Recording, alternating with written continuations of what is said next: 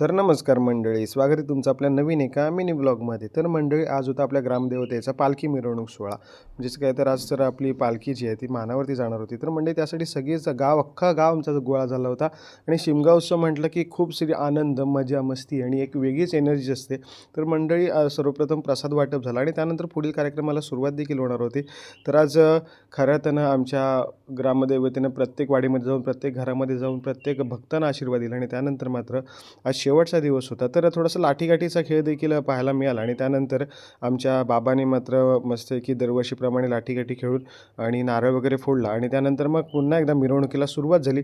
तर खालोबाजाच्या जोरावरती पालखी मिरवणूक सोहळ्याला सुरुवात झाली. सगळी गावातली मंडळी अगदी आनंदात आणि उत्साहाच्या वातावरणामध्ये होते. तर मंडळी, त्यानंतर मात्र महिलांनी देखील खालोबाजाच्या तालावरती मस्तपैकी लेझिमच्या ठेक्यावरती नाचायला सुरुवात केली आणि लेझिमचा खेळ त्यांचा देखील आम्हाला पाहायला मिळाला.